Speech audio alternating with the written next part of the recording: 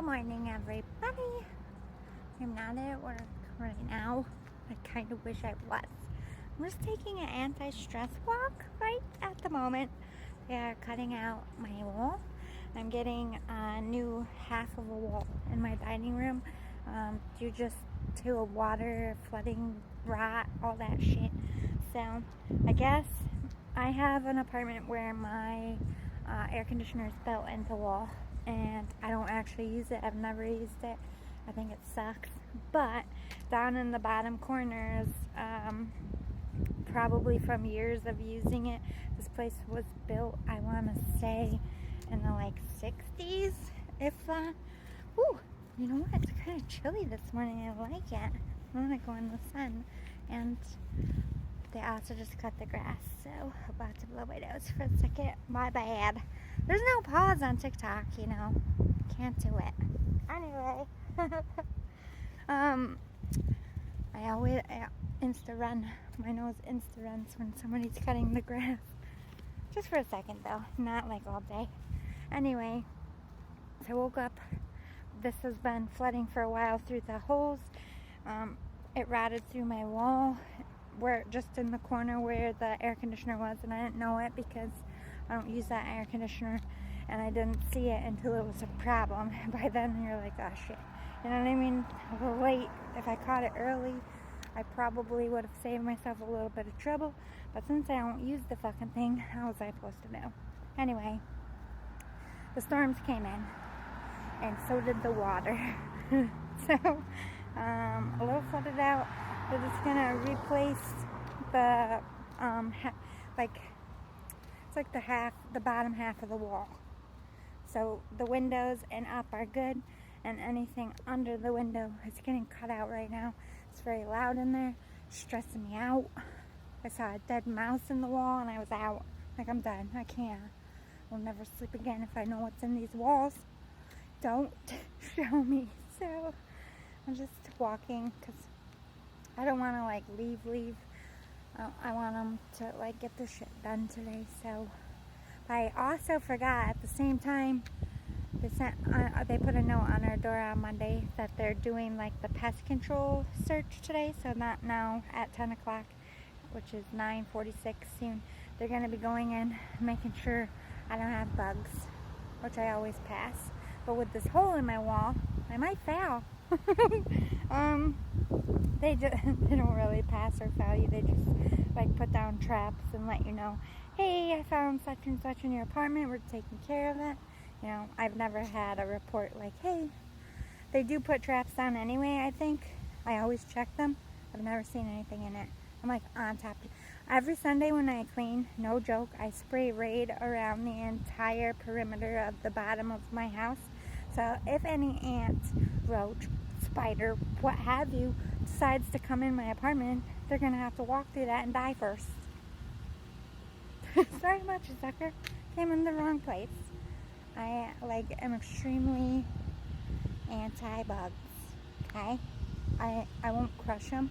I'll take them outside and let them live if I can, but I don't want them in there. Ew. So I have a lot of shit going on, but I'm not sick. It just sucks that I have to use a day off for something shitty.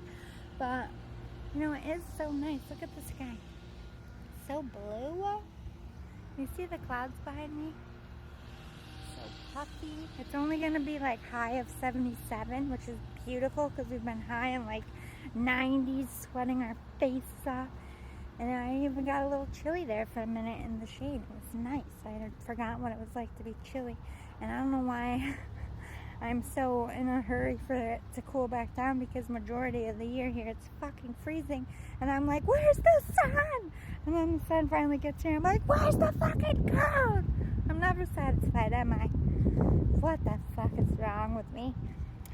Anyway, getting into this real discussion is what I came on here to talk about, because I feel like a lot of people like me are in the same boat, and I don't really know how to process it either or handle it, because I'm in this dating world after 15 years myself, not really knowing what to do and how to approach this. But you meet somebody and you want to tell them about your past.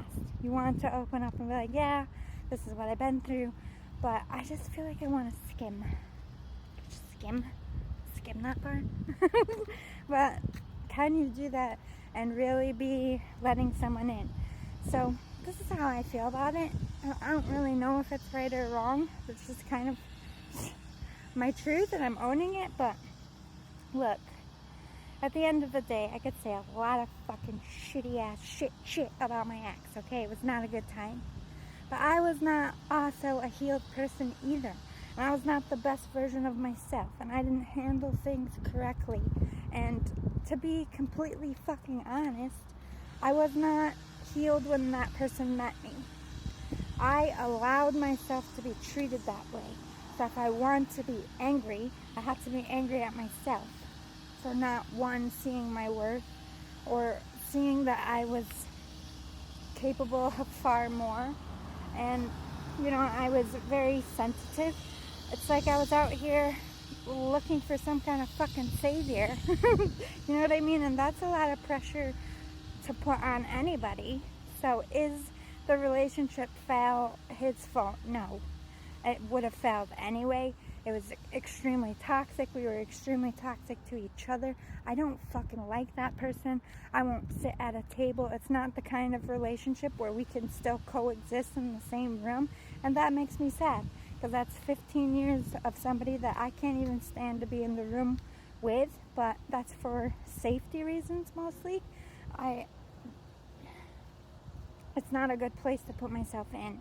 And I don't want to dig into that. I don't want to explain the level of toxicity that is. It's just, if I see that person, I walk the other fucking way.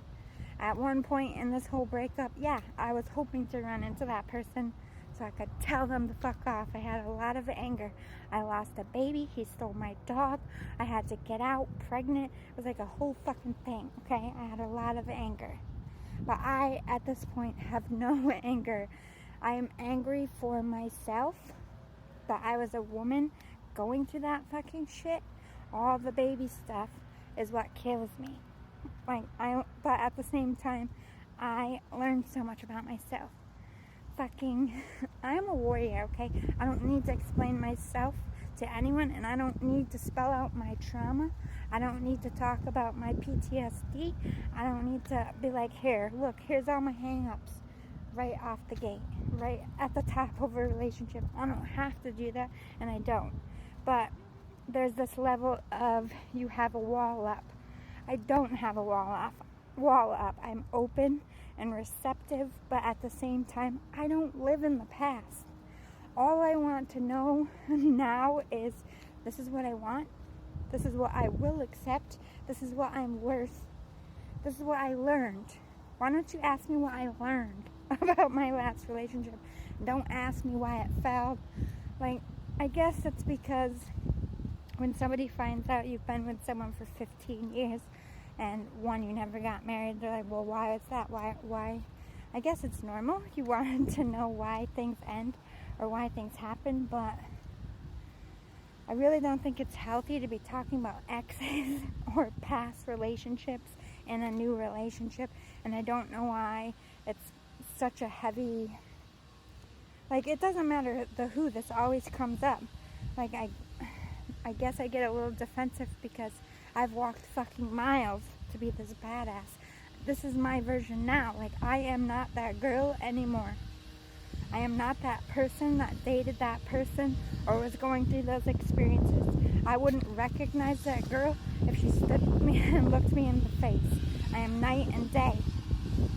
That person met me when I was a broken soul, and I don't think they had any possibility of bringing relief. I had to find the relief in myself, and I shouldn't have been in a relationship at all until I did that. But I didn't know that at the time because I wasn't healed. It's going to be a part 2 because I only have 30 seconds and I have way more to say. So see you again in a minute. Bye.